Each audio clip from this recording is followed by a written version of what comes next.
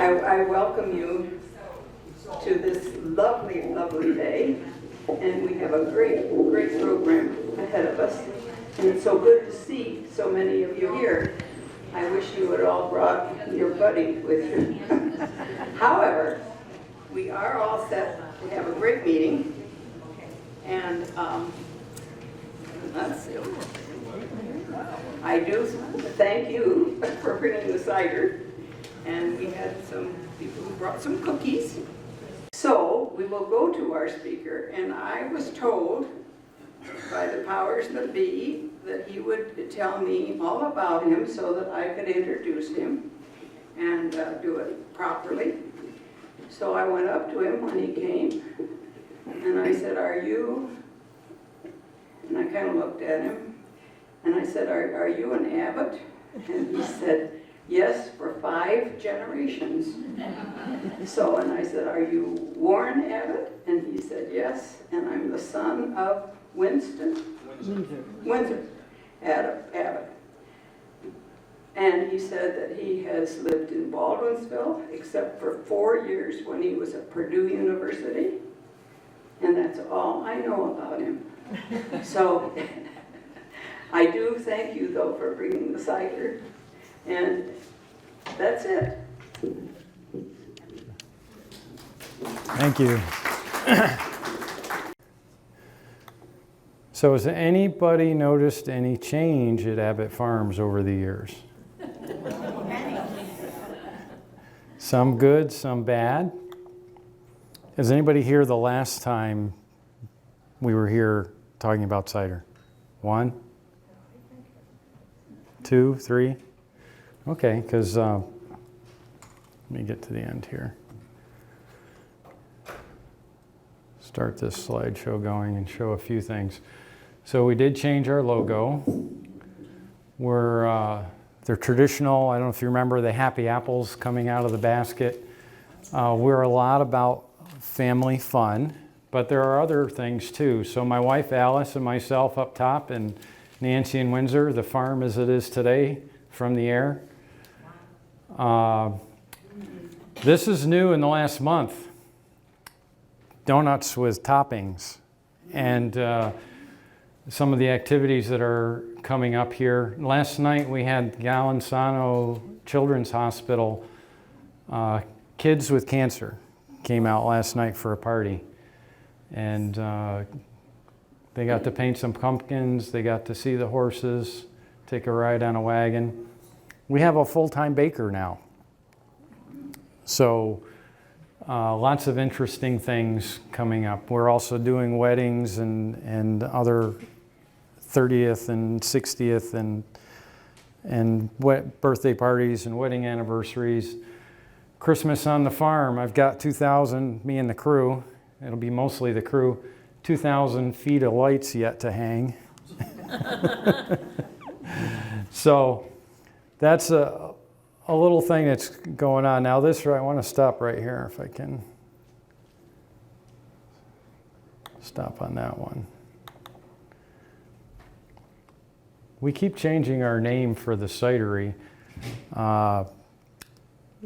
First change we had to make because we got a call from a lawyer. Apparently there was a Four Daughters winery, not a cidery, a winery in Minnesota that thought we would confuse people.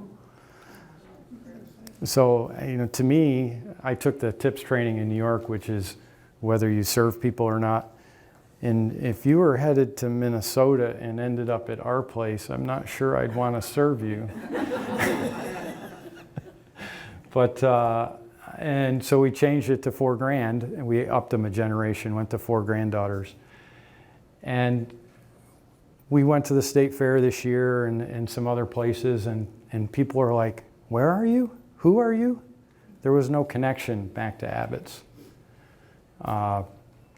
So we changed yet again back to Abbott's Wine and Cidery, featuring 4 grand. Those silhouettes are my 4 daughters. So if you wonder where they came from.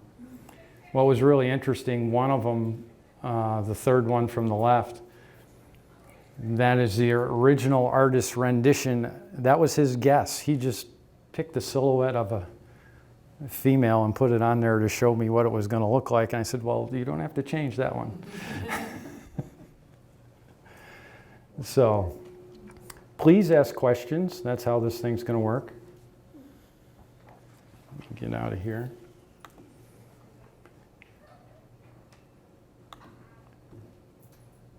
Let me get back to the desktop. Did you go to Baker High School, or what, if yes, what year did you graduate? 1983, Baker High School.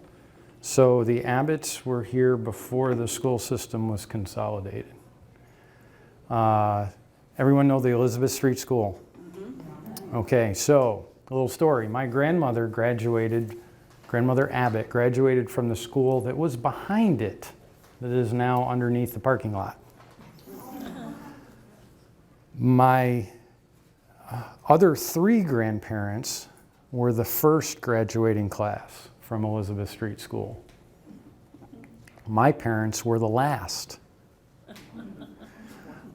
And they sold it when I graduated. So it was an elementary school. We used to run around the bus circle for indoor track practice. It wasn't very indoor. And then they sold it to the church that I now attend. So that's an interesting story in itself. I want to go to this one. No, it is this.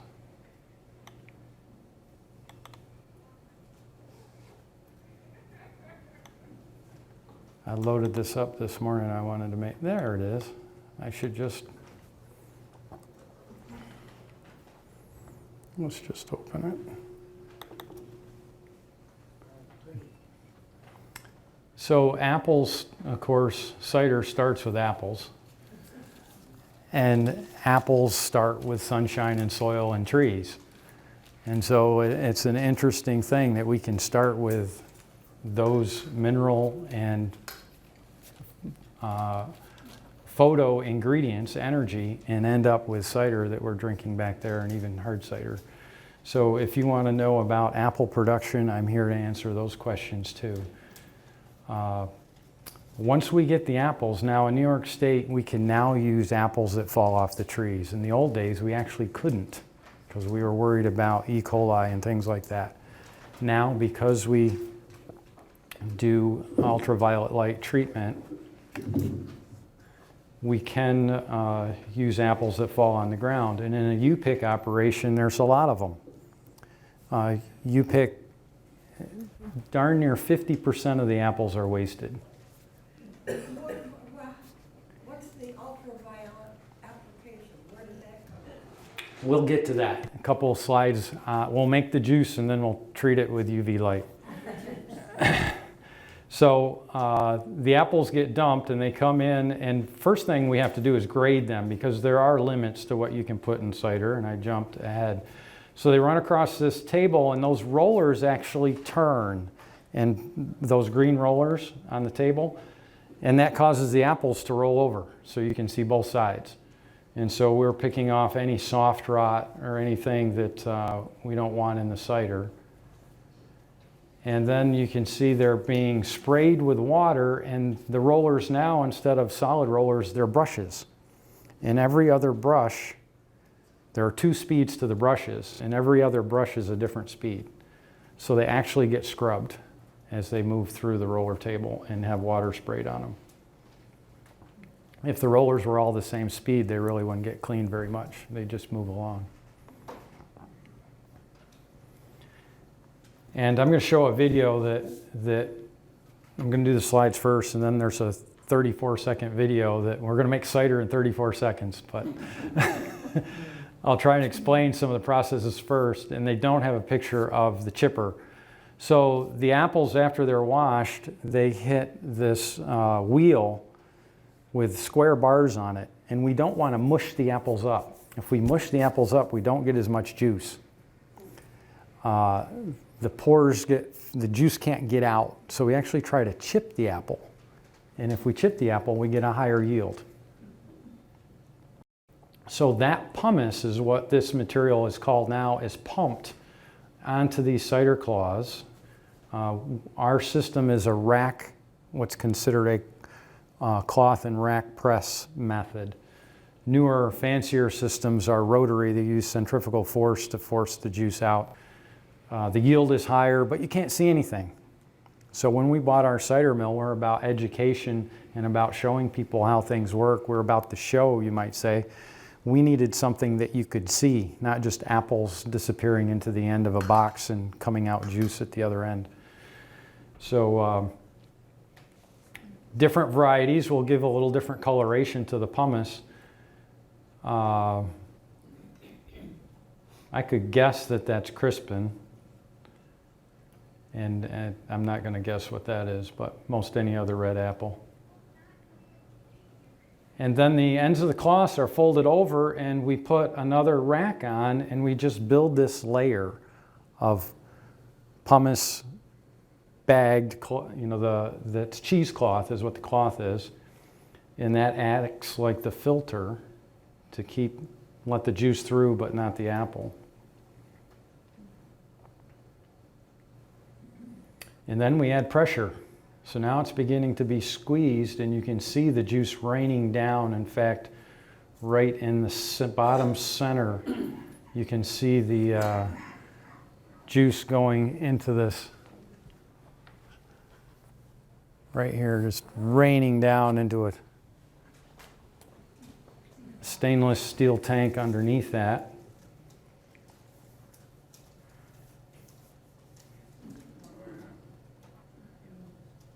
So that entire system, you can see the wheel in the lower left corner is like on a little railroad car. So we can wheel it back and forth, assemble it out from underneath the press, then wheel it underneath, press it, and then wheel it back out to get rid of it. How big is that press? It's about, those white plastic things are about 32 inches square. So it's not all that huge, and it's kind of a trick when you get a really tall stack. If you don't stack it right, it can squirt out sideways. How many trays can you put on at a time? I'm going to guess that there's one that you can't see, so 2, 3, 4, 5, 6, 7, 8, plus the topper. And in the old days, they were actually wood, just wooden slats in a lattice pattern. About a 1/2 inch gap. And we've got a few of those around, but the plastic trays work better and they're easier to clean. And so you can see how that bag is just mashed flat. That one on top. So now they have to disassemble all that, pull those bags off, dump it into a wheelbarrow. And so it takes some work. There's the material. Right now we just dump it into the field, but some people will feed animals with it. You work it in as fertilizer. We're using it as fertilizer. Pigs would love it. You wouldn't want to, you'd want to limit how much you gave to livestock like cows, because cows have fermentation going on, and you can get drunk cows by feeding them stuff like this. You give them enough sugar, it's true. So that is the entire press room. You can see in the lower left is the washer, then the elevator up into the chipper, and then that snake across the floor is the pump that they're building the stacks with. And way down at the end, you can see the washing machine, because at the end of the day, we take those press cloths, throw them in the washing machine, and they get washed with just straight cold water, and sometimes twice, because you got to get that residue back out of them. And so how long does this whole process take from, washing the apples, sorting, washing, and then, getting them into this, mass, and then pressing? To build a stack like that, and press it, you're probably looking at 20 minutes or so. A good press day is about 300 gallons. To give you, that's more the way I think of it, and we think of it is today they're going to try and press 100 gallons for us. What comes out of one press typically? 10 gallons? I don't know that because it will vary depending on the apples. It'll vary on their maturity. They'll keep pressing till that tank's full. There's a transfer pump that we're going to send it upstairs to these bulk milk tanks. This is where small milk tanks go when they're not needed on dairy farms that have outgrown them. So we need 2 tanks because we press into one tank and then we will run it through the UV machine into the second tank. So the second tank is the treated. So in New York State, there's cider in there. There's an agitator in there, a paddle that just keeps stirring it. So we're going to press today. We will not bottle today. Because the secret to a good cider and the secret to a good apple pie is that you use more than one variety. And that is the art form in cider making. If you use the same amounts of the same apples this week as you did last week, it will taste different. Does anyone know why?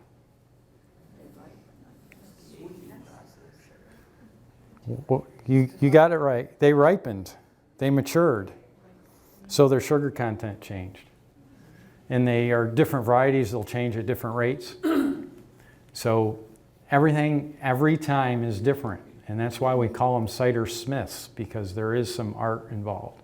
Now, do you use your own apples or do you import? We use primarily our own apples. This year we're actually buying a few in because our crop was short. And what kinds of apples, what varieties do you have? We use all 20 of our varieties, and 20, not at the same time usually. Usually we want at least 3.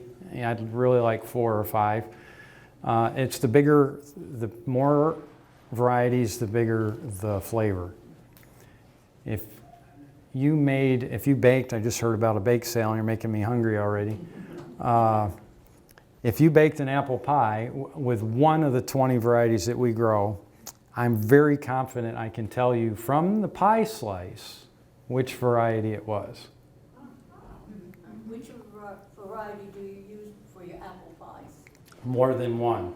More than one? It's a secret. I are a very interesting customer, but we are very disappointed this summer when we were told that we couldn't get apple pie because the apples weren't in season.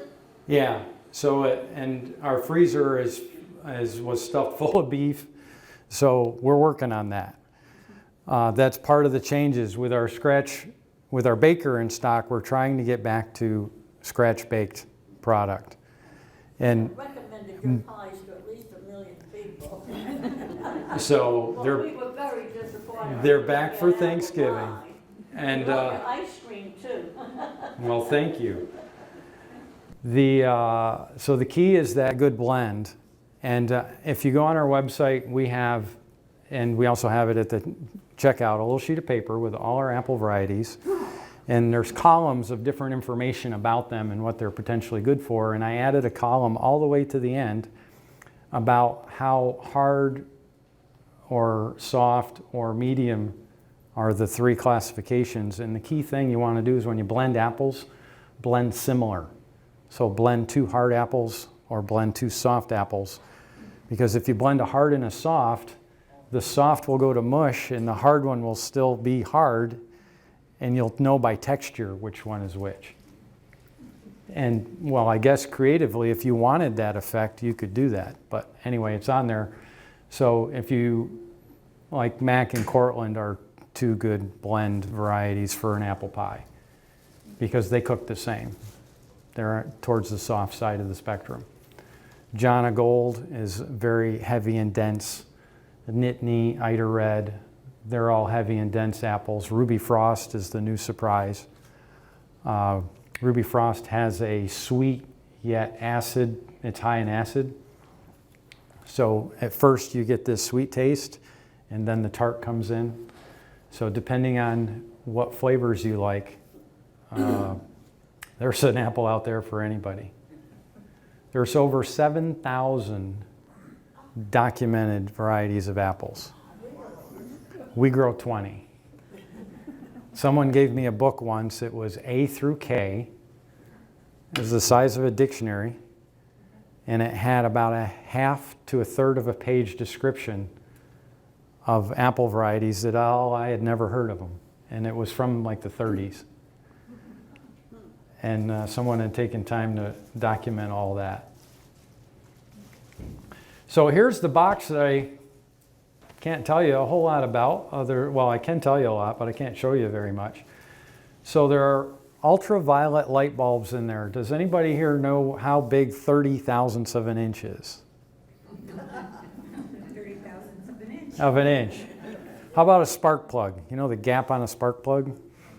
Is that any more familiar? That's about 30 thousandths.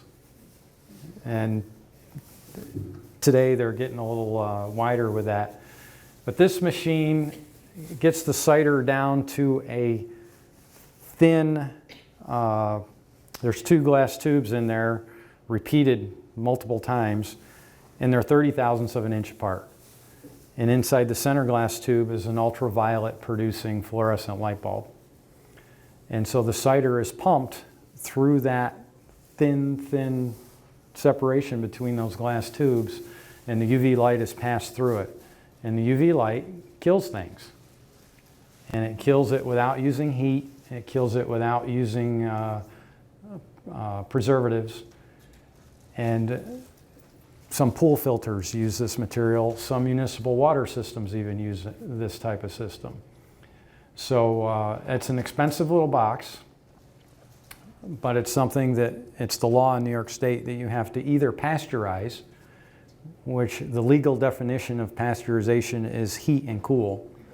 So this is not pasteurization. Or you can do this ultraviolet treatment. You have to have a 5 log reduction, which means 100,000 to 1. So if there were 100,000 bugs in a particular sample, when we start at the end, we can only are allowed 1. So, and that gives us about a 3-week shelf life. Without preservatives, without anything else. Warren, Yes? does it change the flavor? What's interesting is, so I would love to jump on it and say that UV treated cider is different from pasteurized cider. Cornell figured out it's all in your head. That's where your taste buds are. Yeah, well, that's where your taste buds are. That's a good idea. Good comment. They did double-blind testing, and this is for non-preservative cider. So pasteurized, non-preservative, UV-treated, non-preservative, double-blind test. They found no statistical difference.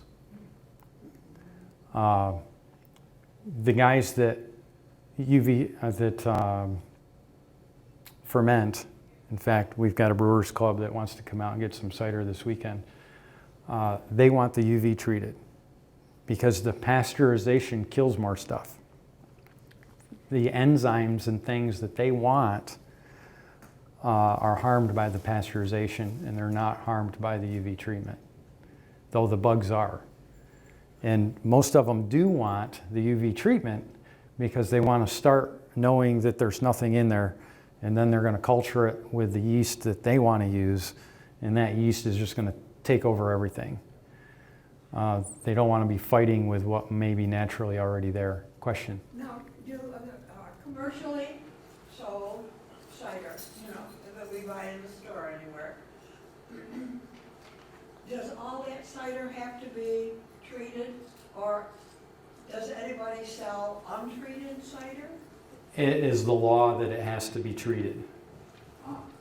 So the question is, right, the question is, does anyone sell untreated cider? And it's the law in New York State, it has to be treated, either by pasteurization or ultraviolet light. Those are the 2 legal ways.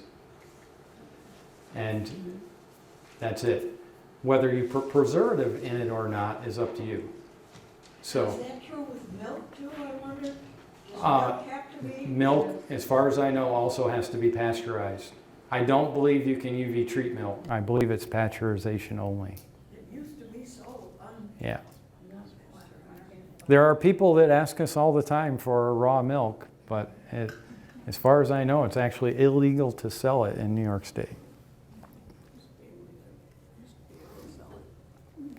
So, we grew up on it, right? well, actually, I grew up on our own milk, but it was pasteurized. My mom would heat it to 180 on the kitchen stove, skim the cream off it, and then drop it in a cold water bath. So it was, the idea was rapid heat and rapid cool. So I grew up on true skim milk without the vitamin D added.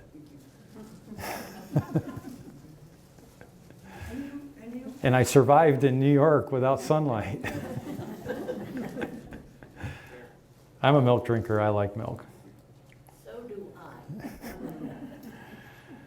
So, Cornell is still kind of the technology center for New York.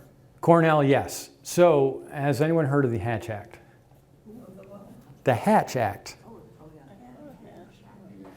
It created the extension system, and prior to that you had another act, which I forget the name, which created the land-grant colleges. And Cornell is our land-grant college in New York State.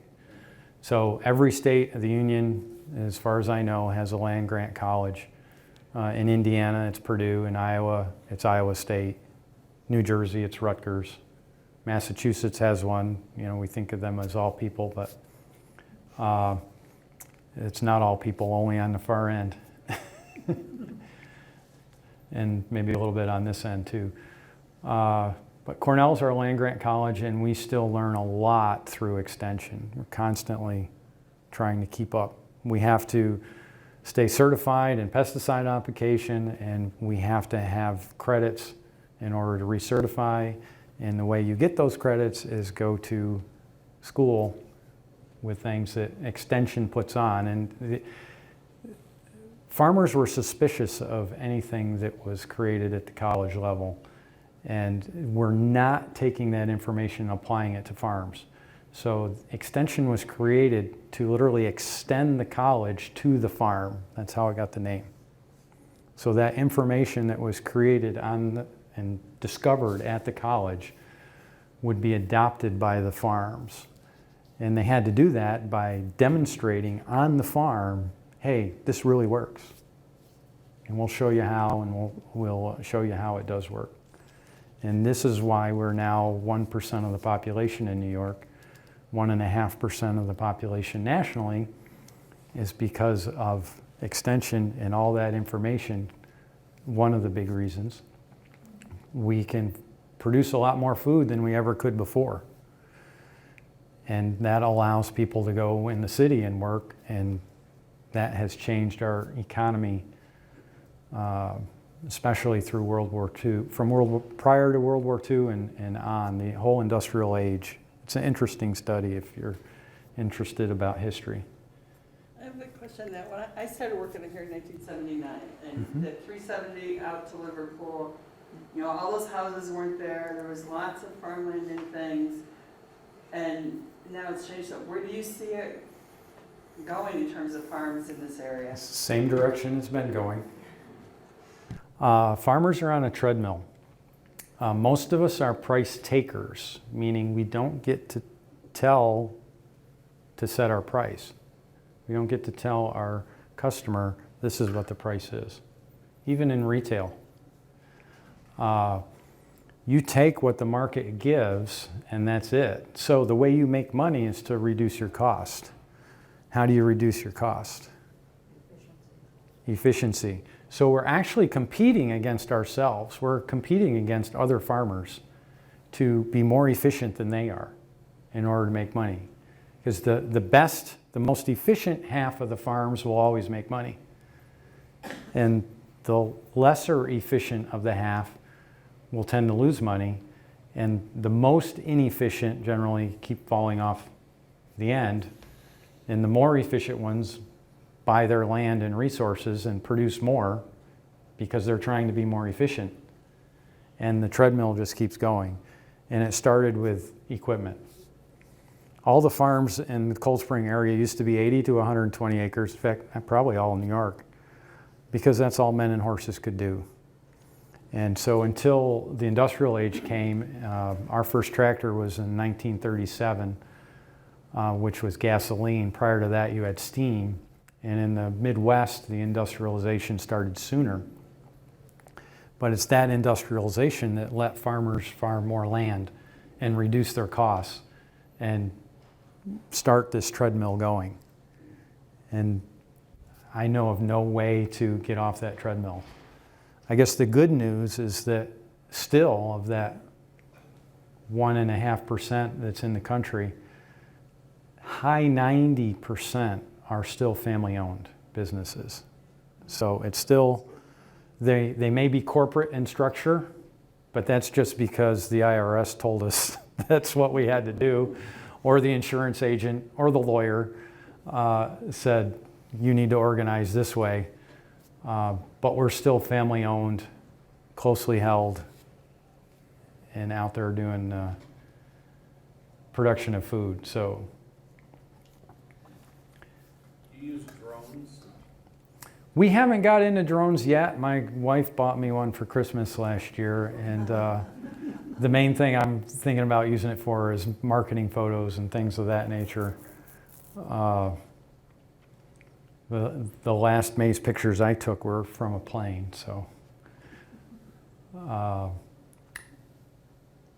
We bottle with a little siphon gadget, which is kind of interesting that it shuts off at the right point. The level in the tank behind it is at such a height that the siphon stops moving cider when it gets to the same level. So you can do 4 at a time, and you start them going with a pause in between each one, so that when one's full, you have time to replace it before the next one's full, before the next one's full, before the next one's full. So you learn pretty quick. If you don't start it out right, it doesn't go well for you. So, and that's real simple. You can get into, fancier bottling systems, etc., but that's what you end up with cider, which is apples in a jug. And there's a little UV logo on there.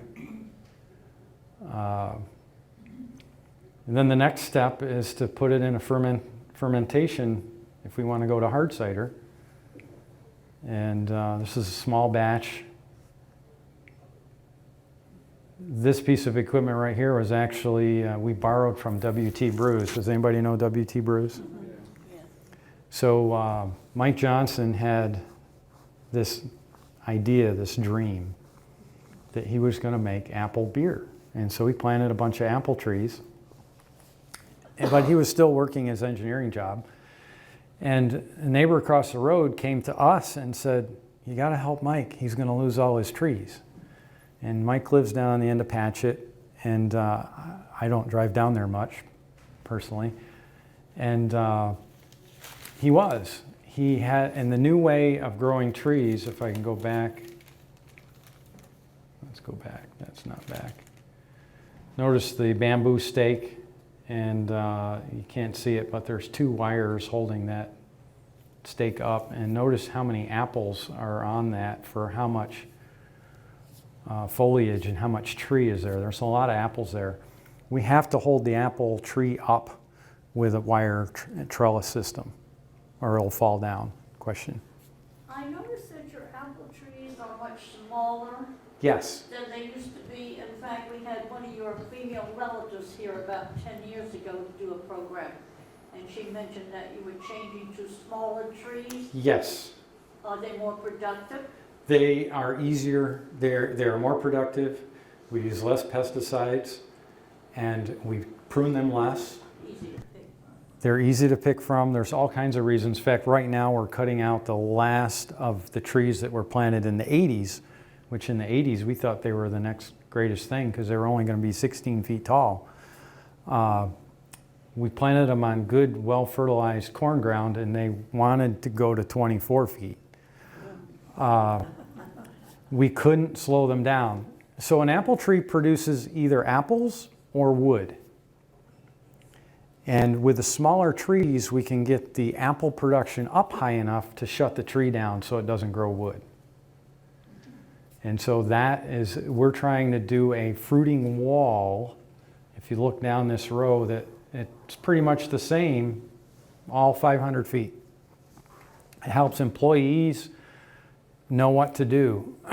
After pruning the big old trees, you came in at lunchtime exhausted physically, but also exhausted mentally because you were making decisions.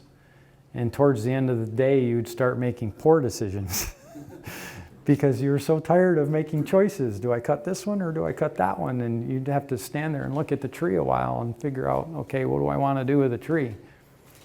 And with this type of pruning, you don't have to carry that level of education and skill. We can tell people to look at the trunk of the tree, and wherever a branch meets that is 1/3 or larger in diameter of the trunk at that point, that means it's too big. So we're going to cut it out, and we're going to renew it, allow another branch to grow in its place.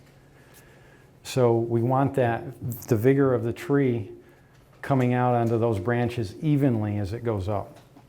We also don't want to exceed 10.5 feet. Our rows are 13 feet apart. If we go above 10.5 feet, our apples will start to climb up the tree because it's based on sunlight. And if we go over 11 feet, the branches down low on the next row will be in shade too much. And so the tree will stop production because they're in shade. So this fruiting wall concept is pushed by Cornell and Cooperative Extension, and it's a key component in us reducing the amount of labor that we need. We're going to do something to every tree in that orchard somewhere between 20 and 40 times a year. So apples are, as far as I'm concerned, the most intensive crop. They're definitely the most intensive crop we grow. We reinvented ourselves again. My dad did it in '64 and 2006 and 7. We did it again. And we planted strawberries, raspberries, and blueberries all in the same year. All crops we'd never grown before. And we had Cornell Extension up to help us out and plan this out. And the lady that came up, I asked her, are we biting off more than we can chew? And she goes, you guys grow apples, right? I said, yes. She says, you'll be fine. So that's a little bit of the difference there. Apples are an intense crop, and So what happened down on Patrick Road? so to finish that story, thank you. We were in the process of replanting our trees and could use some more production, so we ended up renting his orchard for about 10 years. And in that, so we took care of his orchard, we put his stakes in, we put his first trellis up, and he rented it to us for almost nothing, so we could do that. And we had a great arrangement and agreement.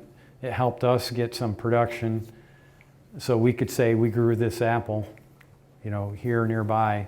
It saved his trees from breaking off because they were ready to fruit, and if they had fruited, they would have broke off at the graft union, and he would have lost them all. So that was the scary part, is the neighbor could see these apples growing and see this isn't gonna go well. So we all learned in that process, and then he started his WT Brews, and that all was fine and dandy. And then we decided, well, maybe we should do hard cider, not directly off of him, but we finally got to that point in our own thought. And so he provided us which lawyer to go to get through the New York State maze. And there is one particular lawyer that's all he does is cideries and wineries. And it made our process much smoother and faster. And where I was going with that is this barrel, this small scale fermenter are his, our WT Brews. We started out with his equipment. So it was a very good relationship. and now we'll ferment in these totes and rack, and then transfer. Here's some barrels we've got into. One of our popular ones is a cider aged in a whiskey barrel. And it gives it a completely different flavor if it spends more than a month in that whiskey barrel. Those barrels are expensive, even after they've been used, but there's a huge market. There are distributors who just play around with used barrels, used barrel jockeys, if you will. Are they oak? Generally oak. What's the alcohol content of hard cider? We're about 6.4%, plus or minus. Beer, yeah. Yeah. How long does it take to ferment? Surprisingly, not very long. as little as 3 days on a 250-gallon tank. But what takes time then is to have that yeast settle out, because it's very cloudy at the end of that fermentation. So the yeast has to die. If it runs out of sugar, it'll die, settle to the bottom, and then you do what's called racking. You siphon off the clear cider without disturbing what's in the bottom. And that's your best way to filter it. There are filters out there that filter, but it's another process, it's another step, and they don't do it near as well as just letting it settle out. We found that a lot of people like carbonation in their ciders. So this is called a break tank. And the main thing it's for is to distribute the CO2 evenly in very small bubbles so that we can very quickly add that carbonation. And then it's stored in kegs. And I don't know if you can see that orange rigid drill on the right-hand side, but that's, I don't know if I have a picture of it. I built a keg lifter, because these big ones here are 15 gallons. They're 160 some pounds, and we're storing this in our cooler, and we want to store apples in there, and so we built this rack that we can hold the kegs 3 high, but how do you get them up and down? So this uses a boat winch and an electric drill, and it just winches them up and down, and it's on wheels, so you can come over here and grab one, winch it up, bring it over, and take it wherever you want. So that was kind of interesting. And so those row of taps are right on the wall of the cooler. So the kegs are in the cooler behind it. That made it easy for us. You do well with this cider? I guess we're done with that. People like it. We need to do better. And that's where you noticed I'm Warren Abbott. I'm not Robin and Andrew. Who here know Robin and Andrew? I know there's people here that do. So Robin and Andrew are our cider smiths. They answered an ad to make sweet cider probably 5 years ago. And they made sweet cider for us for several years, and we're good at it. Robin is a Yale-educated geologist, and her husband, Andrew, is a pharmacist. So they had the scientific side of it down and the chemistry side of it down, and very particular, and that was great for us to get started. Very interested in the artistry of making cider, and so when we started hard cider, it seemed like a natural fit. And they've created some awesome recipes and some awesome ciders. Some things that they, because of the artistry, they didn't want to do. They didn't want to add things to the cider. So we had almost all our flavors are what we call dry. Who knows what dry means? Without sugar. The sugar's all gone. It's been used up. Who here likes sweet? So there are people here that like sweet, and then there's semi-sweet, and then there's dry, you know, and all kinds of levels in between. So the artistry in them, when you add sugar back in, okay, you're adding something back in, And you also have to add sulfites, just like in the wines, because you have to stop that fermentation. Otherwise, you end up with a grenade on the shelf. In fact, I know of an insurance company who paid in excess of $5,000 to redo somebody's living room because a bottle blew up behind a chair. Do you have to keep it at a special temperature? We store refrigerated. We're below 40 degrees. The apples like to be right at 32. Right now our cooler is set about 36. Because apples are a living, breathing organism. They create heat. And the cooler we keep them, the less they respire, the slower they'll ripen. So we had a little difference of opinion on where to go with the whole thing. And so that's why they're not here anymore. They've created some great ciders over the years, though, so I can't fault them at all for that. So we now have a sweet cider. Robin did start back sweetening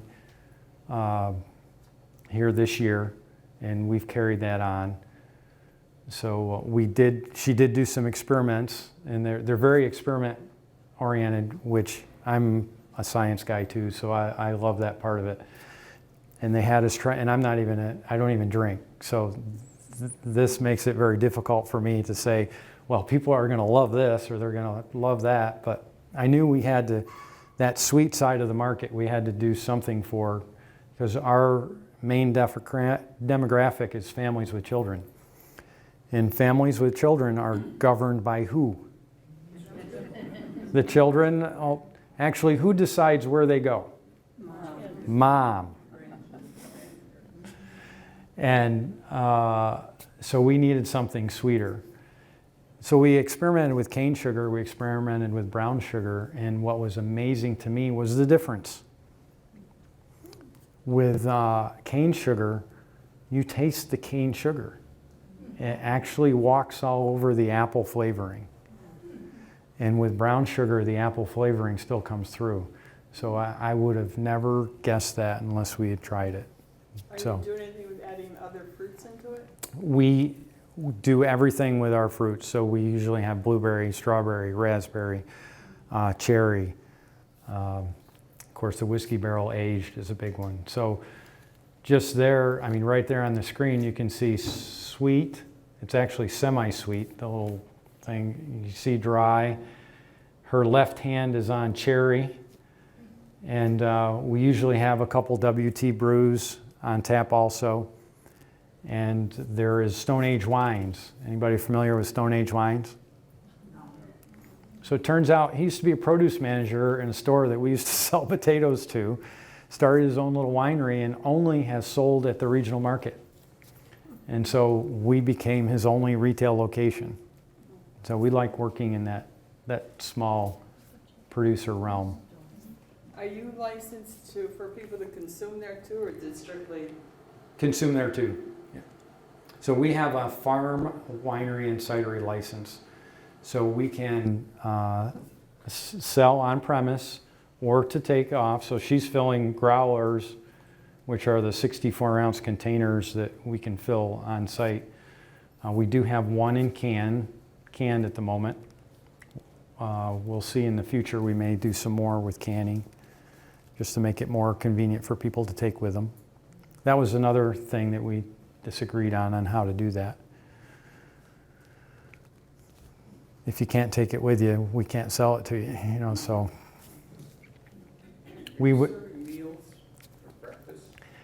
We did some experimenting with breakfast, and yesterday I ordered a flat top griddle. So we learned some things that we need. We will be serving breakfast and lunch. Wow. So they said truck freight. So as soon as it gets here,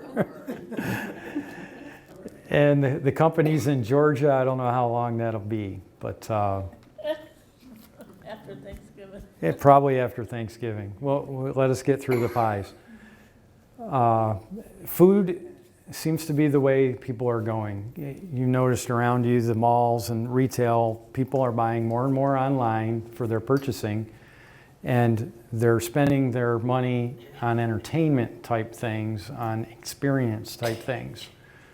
So as we're changing, that's what we're thinking. What kind of experience can you have here? And the whole Harvest Host thing came along. That has been very interesting. I'm very surprised at how many people we're getting now just passing through and want to park overnight. And so they come in and sample some things in the store and go on their way. My daughter and I were at your place, I guess one day last year, we were there quite often. They had cider tasting? We have. Yes, we found that very interesting, yes. We often, if you go on Facebook and check out the events, we have flight nights. And flight nights, it's a package deal for a flight of cider, different ones that you can taste. Sometimes you get to choose, sometimes you don't, depending on the event. And paired with different things. And since we have a baker, and she loves making exotic cupcakes, we had a flight night that involved a flight of cupcakes and a flight of cider. Do you use the New York State apple recipe? The apple? For, New York State has a special Official apple recipe. for muffins. oh, for muffins? Yeah, do you use that? We have not at this point. But these are cupcakes, so they're different than the muffins. Yeah, I know it is, but I was just wondering if you did. We So, use it into my mom collects cookbooks. We have it in our cookbook from the library that we make. When I got out of high school, she had over 300 volumes. And that was a lot of years ago. So she reads cookbooks like some people read the dictionary. I was just wondering if you used that. So we actually produced our own cookbook at one point, and I think we're going to be bringing that back. What was your major at Purdue? Agricultural economics. Okay. Yeah. That makes sense. And part of this was, we met last year with Robin and Andrew, and we said, labor for this part of the business is too high. We either have to increase sales or cut labor. We have to figure out how to do it with less labor, or we have to increase sales, or both. But we can't sustain what we're doing. So that change is tough, but that ended up, we got all the way to September and we hadn't had any change yet. Farming is a business today. It is. It's not a mom and pop operation at all. In 1987, when I graduated Purdue, the economies of scale for grain farming, so that's corn and soybeans, was 1,200 acres per family. So the economies of scale are how big do you need to be to afford the equipment to economically compete in the marketplace against your fellow farmers. And so we would have had two families. That would have been 2,400 acres in 1987. We never got that big in grain. We got to about 700. So you add animals, that number changes, but I'm just saying just grain. Relatively recently, a couple years ago, I heard the number is 3,500 now.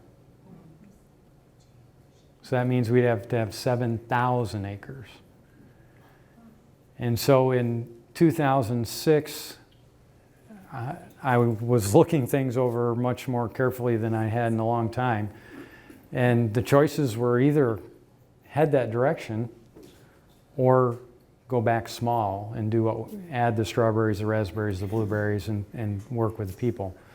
So we decided to go that choice because in order to go to the 7,000 acres, we as farmers, we know all the other farmers.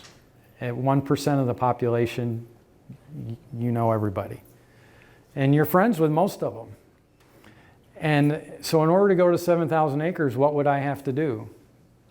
I'd have to yeah, I'd have to go through Beeville with heavy equipment first, because otherwise I got to cross the moat known as the Seneca River. So I got to go through Beeville with heavy equipment, and then I have to outbid my friends for land. I have to steal land from them.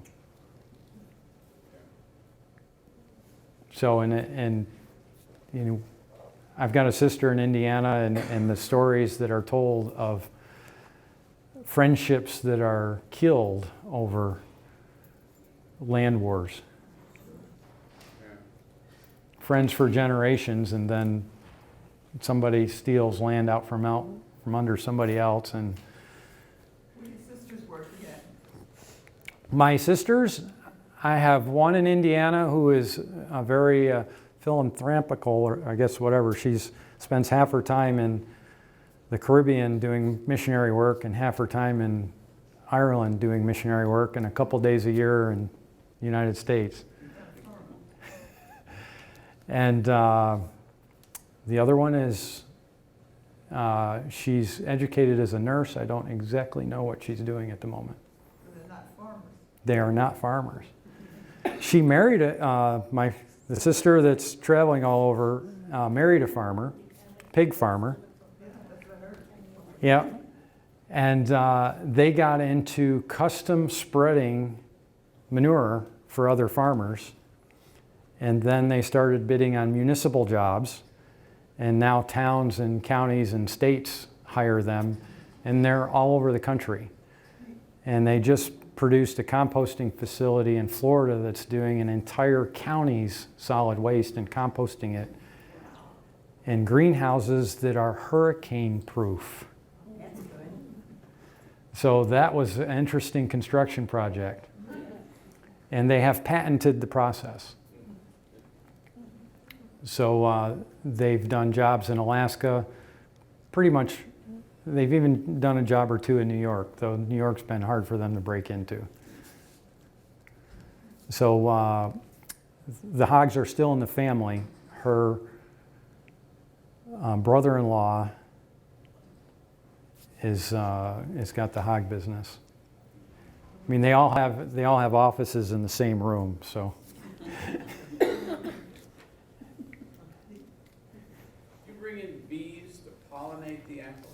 We do, isn't it? Cornell's doing some research that says potentially we don't need to. Because honeybees are pretty poor pollinators. And there's more than, Cornell's way out in front of most of the other colleges on their bee research. There's over 300 species out there that they found. They have learned that the solitary ground bees are some of the best pollinators. They're teaching us how to leave habitat available for them, just as long as it's not my front yard. But so that we get more nesting sites, so we get more of those bees. What pollination instead of the bees? Be different bees, not honeybees. Honeybees are poor pollinators, actually. I still pay for 8 hives to be brought in, just kind of like an insurance policy. So what kind of bee does? Ground bees and bumblebees are some of your best pollinators. Ground? Oh. The solitary ground bees, the ones that live alone. Yes, that you step on. That sting the hardest, yeah. They don't like lawnmowers.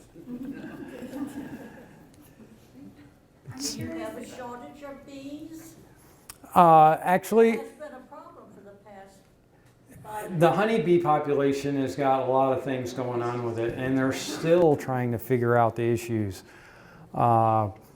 Cornell has been doing research. There may be some fungicides we're actually using, some disease control measures that synergize with insecticides, which make the bees more susceptible to early death. So it's a very if you followed that, it's a very convoluted problem, and they haven't been able to point to one thing and say, that's the problem right there. I'm curious as to what are the new plans plantings on 370 as I'm going toward Liverpool, from your strawberry beds down? What new plants did you put in? More strawberry plants. So that went in this fall. We plant strawberries every year. So we're in one of the things that we practice is integrated pest management, which we are not organic. That's one of the questions I get is they ask, do you spray?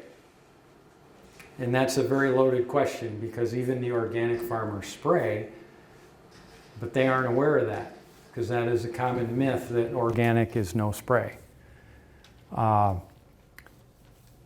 So integrated pest management is using everything that is available, integrating everything that is available. Cornell actually invented it back in, when do you think they invented it? Well, he's on the right track. That's a little too far. A long time ago. Late 60s, early 70s was when it was first mentioned in the literature.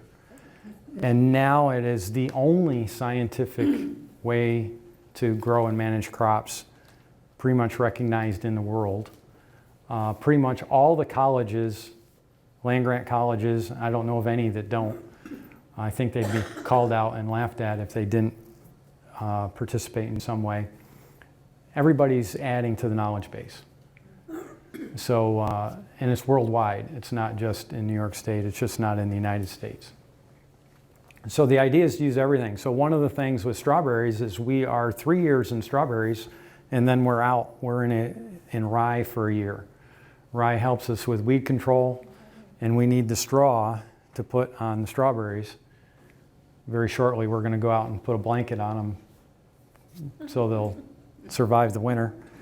And we need that rye straw to do that.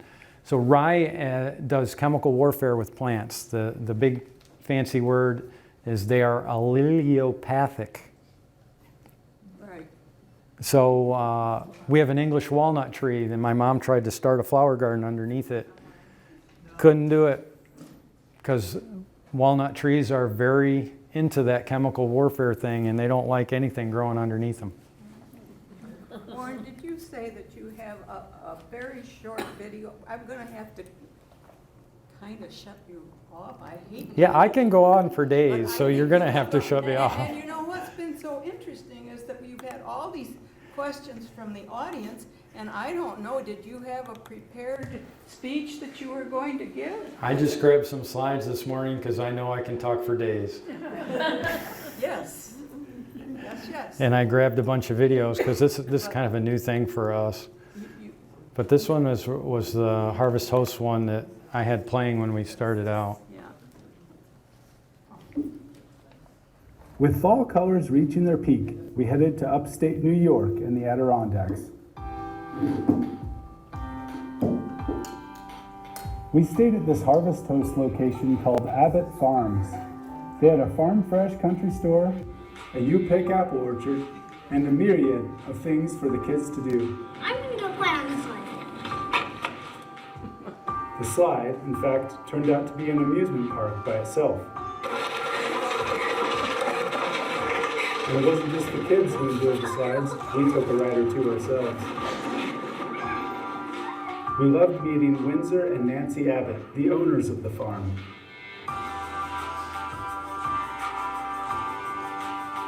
It's my wife Alice and I actually now, but They told us their story and the history of the farm. We met in 3rd grade, and then in 5th grade, I decided to start praying that I could marry him someday, and here we are. 63 years ago they married, and Nancy moved into this then 100-year-old farmhouse, which has been a 2-family home for the Abbott family for the past 150 years. We're in central New York. My grandfather came here in 1866, and about 10 years ago we realized we just were not going to make it. We'd always had apples, but we went into pick your own items. Apples, raspberries, strawberries, blueberries. There's something about picking fruit yourself that makes it taste all the better. And then we went into what we call agro-entertainment. We want to help our city cousins to know what goes on behind the farm doors. We've got things here for children to play with and enjoy. We have a petting zoo, quite a few farm animals and that. We got a hill here with a big slide on it. And then we got some playground equipment over here for kids to swing on. And swing we did, to our heart's content. And then we visited their country store, which had a great selection of local honeys, jams, gifts, and one of my favorites, fresh apple cider. Cider's all made right here. I like the sweet cider myself. I'm almost addicted to that, I guess. I can say that I was licking my lips too. We've been with the Harvest Host for 6 or 7 years. It's been really neat to see how many people have come here. We enjoy teaching people so they can understand why farmers do what they do. A big thanks to Abbott Farms for a genuine farm experience and some very good apples. So that's it. We do thank you. We have enjoyed this, and we have a little bag for you. You can put it in your stores. I can put it in the store. I'll give it to my wife. Give it to your wife, please do, and thank you so much You're for welcome. coming. This has been great. And I think there's a little more cider back there, so There is. help yourselves. One for the road, you know. Oh, and guess what? We won't see you again until spring. Can you believe it? And we're all set with our spring programs, so stay tuned, because we will, I think our first one will take us to the most museum. And so there will be a lot of really, well, we'll have 3 more really good programs in the spring. So